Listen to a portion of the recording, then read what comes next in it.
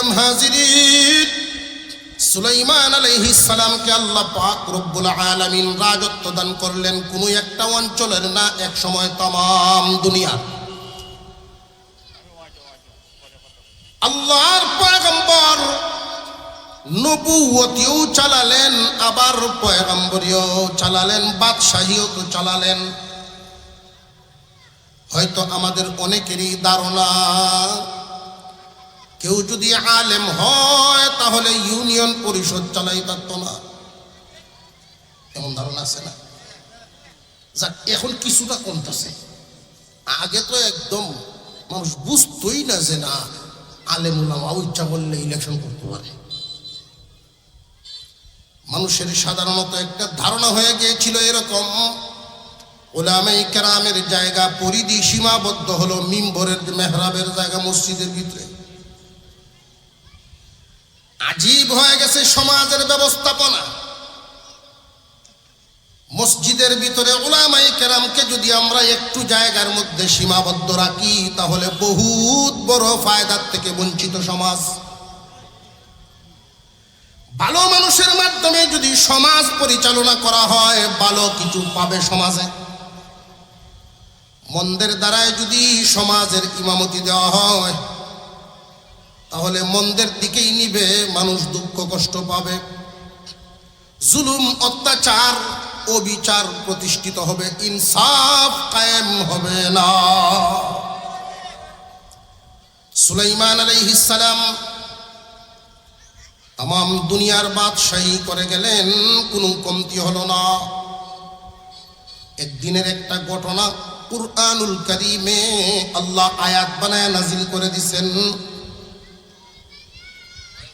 সেখান থেকে যেন মানব জাতি শিক্ষা হাসিল করতে পারেন। একজন পয়গম্বর যদি ক্ষমতাবান হন, কোন একজন দিনদার মানুষ, পরহেজগার মানুষ যদি ক্ষমতার চেয়ারে বসেন, ওনার অবস্থানটা কি হবে, ওনার নীতিমালাটা কি হবে। কারোর সাথে কথা বলতে গেলে সমাজের সব মানুষের হালত তো আর সমান না, ঠিক কিনা? আল্লাহর পয়গম্বর সুলাইমান আলাইহিস সালামকে রাষ্ট্র পরিচালনার জন্য 3 ধরনের বাহিনী আল্লাহ দান করেছিলেন। কয় ধরনের বাহিনী? নবী সুলাইমান আলাইহিস সালামকে আল্লাহ যত নিয়ামত দিয়েছেন এর মধ্যে বড় একটা নিয়ামত হলো উনি শুধু মানুষের সাথে কথা বলতেন তা না, সমস্ত সৃষ্টিকুলের ভাষা উনি জানতেন। 3 ধরনের বাহিনী ছিল দেশ রাষ্ট্র পরিচালনার। মানুষ থেকেও ছিল ওনার সেনাবাহিনী, জিন্নাত থেকেও ছিল ওনার বাহিনী, পাখি থেকেও ছিল বাহিনী। আল্লাহর পয়গম্বর যখন সফরে যাইতেন 3 বাহিনী সাথে নিয়ে যাইতেন। যখন যাকে যেই লাইনে কাজে লাগানো লাগে সেখানেই লাগাতেন। যখন মরুভূমি অঞ্চল সফর করতেন, শত শত কিলোমিটার মরুভূমি অঞ্চল, তখন তো আর মাম পানির কোম্পানি আসেন না, বিশাল মরুভূমির সাথে থাকা পানি যখন শেষ হয়ে যেত তখন সুলাইমান আলাইহিস সালাম সবাইকে নিয়ে পানি পান করার ব্যবস্থা করতেন। পাখিগুলোর মধ্যে একটা পাখির নাম হুদহুদ পাখি। আল্লাহ পাক এই হুদহুদ পাখির চোখের মধ্যে এমন একটা পাওয়ার ক্ষমতা দান করেছিলেন, যদিও পাখিটা দেখতে ছোট কিন্তু তার চোখে ছিল অসামান্য পাওয়ার। এমন চোখের পাওয়ার আল্লাহ দিয়েছেন। ওই পাখিটাকে যখন নবী সুলাইমান আলাইহিস সালাম হুকুম দিতেন, পাখি এক চক্কর লাগায় আইসা রিপোর্ট পেশ করত, গো আল্লাহর পয়গম্বর, যদি ওই দিকে গিয়ে মাটি খনন করা হয় 200 ফুট নিচে গেলেই পানি মিলব, আর ওই দিকে যদি যান 500 ফুট নিচে গেলে পানি পাওয়া যাবে। হুদহুদ পাখি উপর দিয়া উড়াল দিয়া বলতে পারতো মাটির কোন স্তরে কি পরিমাণ পানি আছে, কি পরিমাণ খনিজ সম্পদ। আল্লাহ রব্বুল আলামিন তার চোখের পাওয়ার এমন দান করেছিলেন, মাটির নিচের হালত দেখতে পাইত।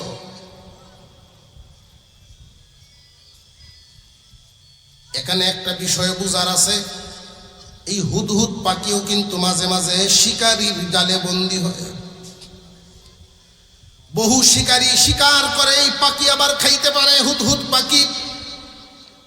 প্রশ্ন জাগে, হুদহুদের চোখে যদি এতই পাওয়ার থাকে, শিকারীর জালে বন্দী হয় কেমন করে? প্রশ্ন জাগে নি, না জাগে না?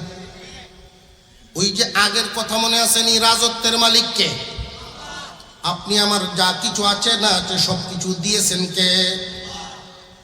আল্লাহ পাক রব্বুল আলামিন মানুষকে পরীক্ষা করেন 7 ভাবে।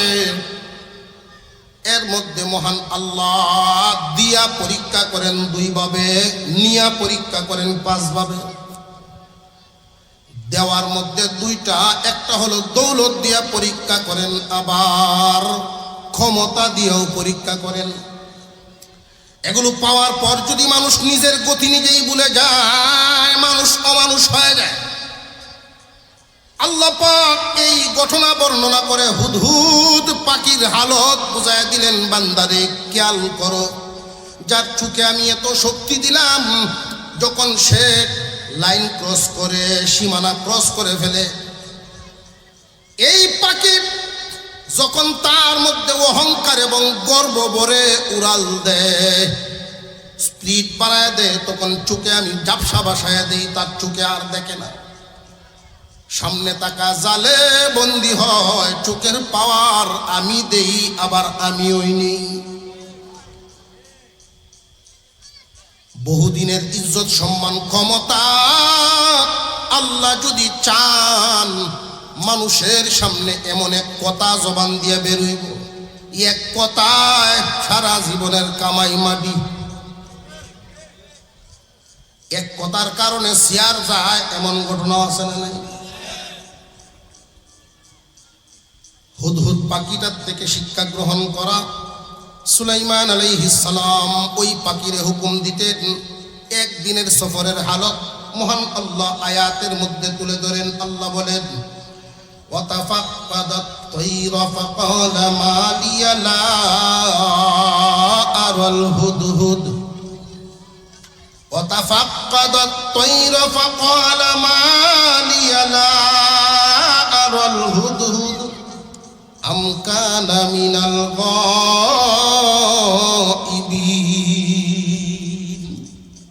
সুলাইমান আলাইহিস সালাম 3 বাহিনী নিয়ে সফরের হালতে ছিলেন। প্রয়োজনে উনি বাহিনীর দিকে তাকালেন। সর্বপ্রথম 3 বাহিনীর মধ্যে নজর দিলেন পাখি বাহিনীর দিকে। এখান থেকে ক্ষমতাবান দায়িত্বশীল লোকদের শিক্ষা আছে। 3 বাহিনীর মধ্যে সবল শক্তিশালী কোন বাহিনী? জিন, মানুষ আর পাখি। 3 বাহিনীর মধ্যে শক্তির দিক যদি আমরা দেখি, খেয়াল করি, দুর্বল হয় পাখি বাহিনী।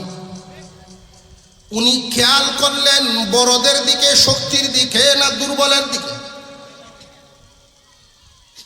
আল্লাহর পয়গম্বরের একটা উসুল ছিল, নবীজি শিখাইছেন, বাজার থেকে মজাও যদি আনো, ছোটটারে আগে দিও। বাচ্চা যদি 3-4টা হয়, কোনটারে আগে দাও?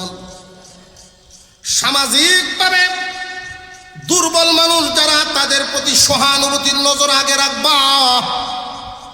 ক্ষমতাবান তোমাদের দয়ার নজর দুর্বলদের প্রতি যদি বেশি হয়, আল্লাহ বড় খুশি হন। সুলাইমান আলাইহিস সালাম বাদশাহী নজর দিলেন। ওনার অধীনস্থদের উপরে যখন নজর দিলেন, সর্বপ্রথম পাখিদের খোঁজখবর নিচ্ছেন, এরপরে অন্যদের নিবেন।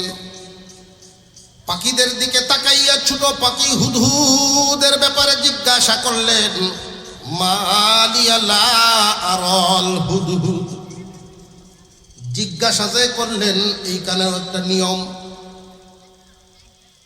হুদহুদ পাখি সেখানে উপস্থিত নাই। মালিয়া লা আরাল হুদহুদ, আমার কি হয়ে গেল, আমি হুদহুদকে কেন দেখছি না? জিজ্ঞাসা আমাদের মতে সামাজিকভাবে যেটা চলে সাধারণত, আমরাও তো কোনো শিক্ষক যদি ছাত্র অনুপস্থিত থাকে, তার কি হইল এইভাবে জিজ্ঞাসা করি, তার কি হইছে, আসলো না কেন? ঠিক না বেঠিক? হুদহুদ পাখিটা যে উপস্থিত নাই, হুদহুদের কি হইছে না হইছে এইভাবে না বলে নবী সুলাইমান বলার ভঙ্গিটা খুব পাল্টায় বললেন শিক্ষার জন্য। কারণ এই আয়াতগুলো মহান আল্লাহ শুধু ঘটনা শোনানোই উদ্দেশ্য না, আমাদের জন্য সবক বের করে দিয়েছেন।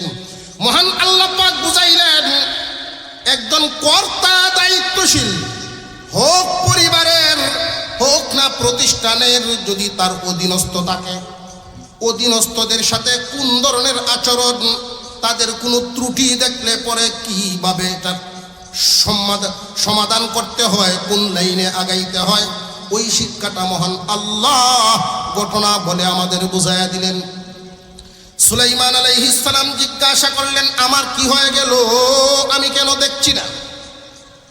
আল্লাহর নবী সুলাইমান ভালো করে জানতেন, কোন সৃষ্টি মানুষের অধীনে আনা মানুষের ক্ষমতার ভিতরে নয়, আল্লাহর দয়া।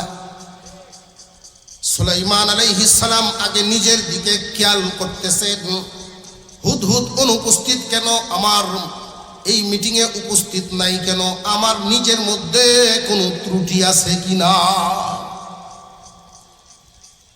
সংসার চালাইতে গিয়ে অনেক সময় দেখি আমরা, বাবার মন মতো ছেলেরা চলে না, বাবা খুব রাগান্বিত,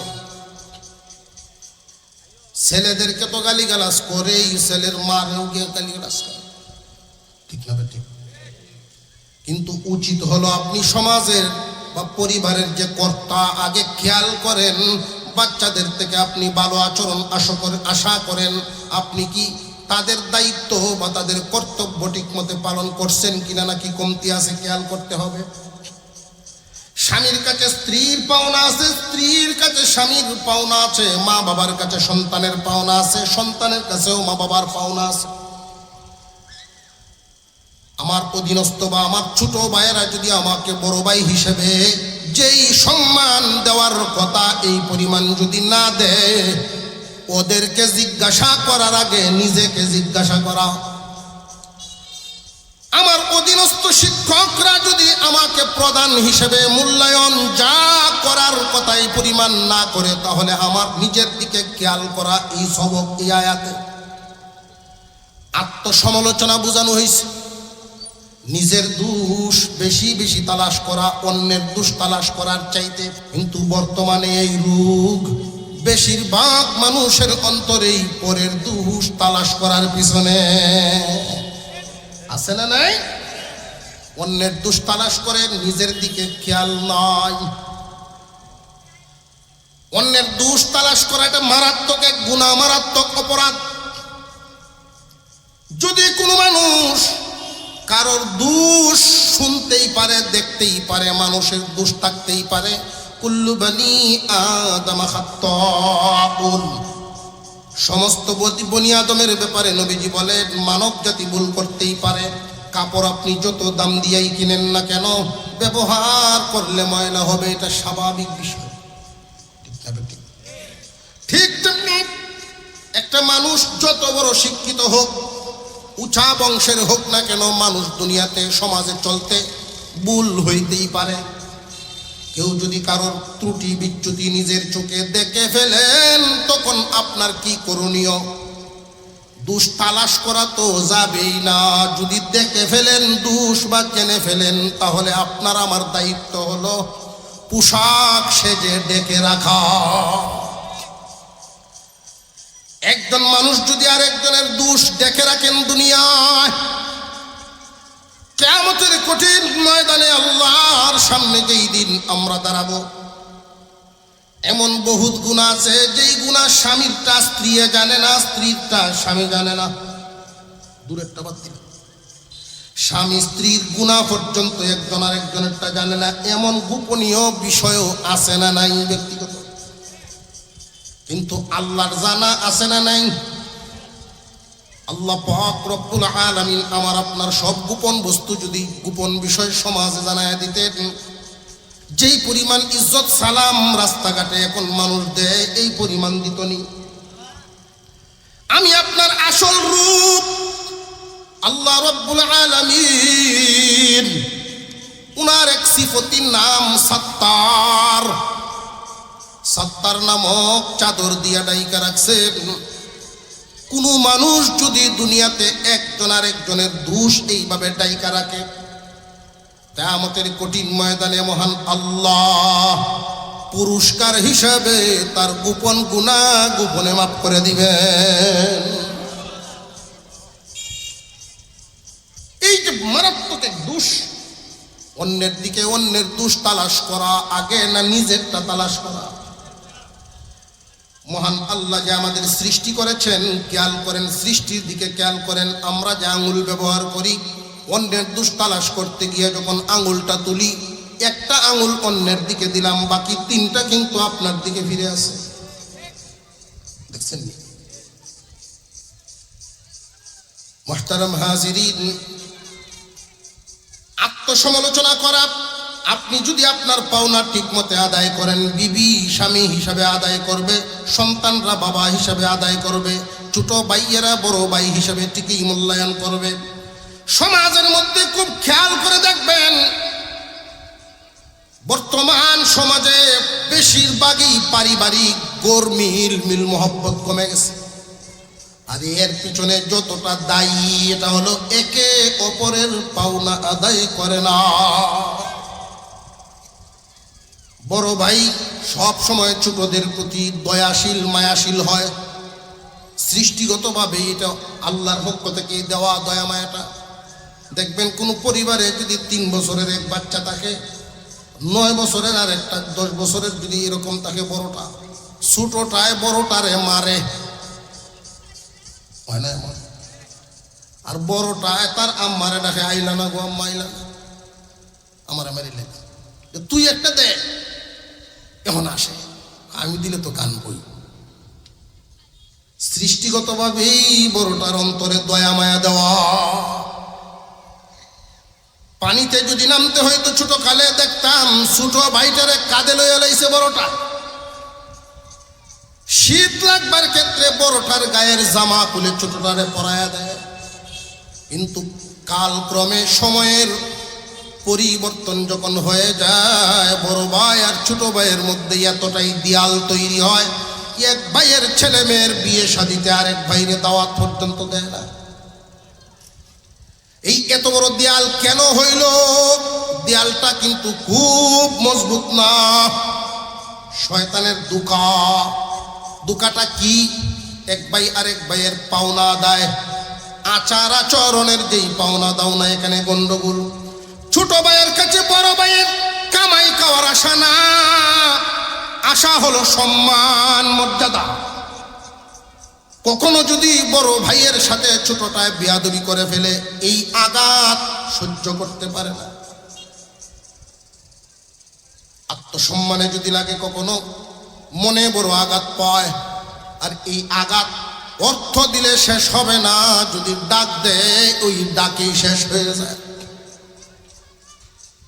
সুলাইমান আলাইহিস সালাম নিজের সমালোচনা করতেছেন, আগে খেয়াল করতেছেন মহান আল্লাহ যে আমার নিয়ামত দিলেন, সমস্ত সৃষ্টি আমাকে মানে, হুদহুদ কেন নাই, কেন দেখছি না, আমার কোনো কমতি আছে কিনা। আর যদি তার কারণেই অনুপস্থিত থেকে থাকে, সে আসুক। লা উআযিবান্নাহু আযাবান শাদীদা আও লা আযবাহান্নাহু আও লা ইয়াতিয়ান্নি বিসুলতানিম মুবিন। সে উপস্থিত হোক, কারণ দর্শাইতে হবে। অনুপস্থিত যে ছিল, এটা কি তার গুণ না দোষ? কথা বুঝতেছেন? অনুপস্থিত হওয়াটা তার জন্য অপরাধ, তাই বলে আসলেই তার উপর নির্যাতন বা শাসন প্রয়োগ চলবে না। কেউ বিচার দিল কারোর ব্যাপারে, সে আসলেই কি বিচার শুরু করে দেওয়া? সুলাইমান আলাইহিস সালাম উসুল বর্ণনা করতেছে,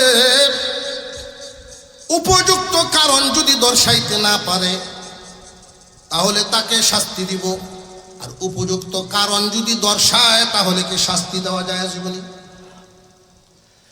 যদি আপনার অধীনস্থরা কোনো অনিয়ম করে, কারণ জিজ্ঞাসা করা। হাউস থেকে বা চাকরির থেকে ডিউটি করে আপনি বাসায় গেলেন, খিদায় মাথা ঘুরতেছে, গিয়ে যদি দেখেন রান্না এখনো হয় না, শুয়ে রয়েছে, বিছানার দেখে যদি আপনার মাথা গরম হয়ে যায় যে না ভিডা এলো কত, তাহলে কি ইনসাফ না জুলুম? আগে জিজ্ঞাসা করা কেন হয়েছিল এই সমস্যা। এমনও তো হতে পারে যে এই সমস্যাটা আপনার নিজের বিবেকেই রায় দিবে যে ঠিক আছে, ঠিক না? ঠিক কারণ দর্শাইতে হবে। যদি উপযুক্ত কারণ দর্শায় তাহলে তো মাফ, আর যদি উপযুক্ত কোনো কারণ না থাকে, লা উআযিবান্নাহু আযাবান শাদীদা, কঠিন শাস্তি দিব, অন্যথায় জবাই করব। হালাল যে সমস্ত প্রাণী খাওয়া জায়েজ, যে সমস্ত প্রাণী খাওয়া জায়েজ, এই জায়েজ করছেন কে? আরো জোরে কর। কিছু প্রাণী আমাদের জন্য জায়েজ, জবাই করা যায়, প্রয়োজনে জবাই করে খাওয়া, এটা কোনো গুনাহ না, আল্লাহ হালাল করে দিয়েছেন। এই জন্য এটা কেউ ভাববেন না যে আমি জুলুম করতেছি, রক্ত জড়াইতেছে। আল্লাহ সৃষ্টি করেছেন, তিনি হালাল করে দিয়েছেন। সমুদ্রের তিমি মাছকে প্রতিদিন আল্লাহ তাআলা টনের টন মাছ খাদ্য খাওয়াচ্ছে। একটা বাঘ প্রতিদিন 10 থেকে 15 কেজি মাংস খায়। আল্লাহর সৃষ্টির নিয়ম। হালাল প্রাণী জবাই করা, আর অধীনস্থ যারা, যে সমস্ত প্রাণী গৃহপালিত, এদেরকে প্রয়োজন মাফিক শাসন করা যায়। আমাদের মধ্যে সীমারেখাটা ঠিক থাকে না। কেউ যদি প্রাণীদের প্রতি দয়াশীল হইয়া একদমই শাসন না করে, তাহলে গৃহপালিত পশুর দ্বারাই আপনি নির্যাতিত হবেন।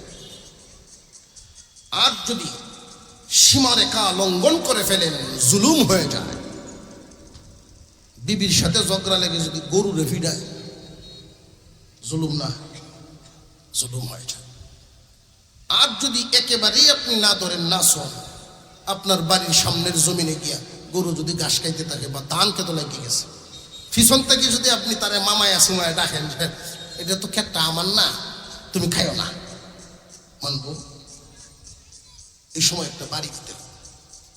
যেই পরিমাণ জুড়ে বাড়িটা দিলে অন্যের ক্ষতির থেকে বাছায় আনবেন, এই পরিমাণ দেওয়া জায়েজ। বুঝে আসতেছে? কিছুক্ষণ পরে সুলাইমান আলাইহিস সালামের সামনে হুদহুদ পাখি হাজির হয়ে গেছে। সুবহানাল্লাহ। হুদহুদ পাখি যখন হাজির হয়ে গেল, আল্লাহর নবী জিজ্ঞাসা করলেন, তুমি কোথায় ছিলে, না আসার কারণটা কি? ওই দিন পাখিটায় কিভাবে জবাবটা দিয়েছিল, মহান আল্লাহ আয়াত বানায় নাজিল করছেন। সুবহানাল্লাহ। হুদহুদ পাখির সেই জবাব, সেই তত্ত্ব আল্লাহর কাছে এতটাই পছন্দ হয়েছে, আল্লাহ পাক হুদহুদ পাখিটাকে কিয়ামতের দিন মানুষ বানায় জান্নাতে দিবেন।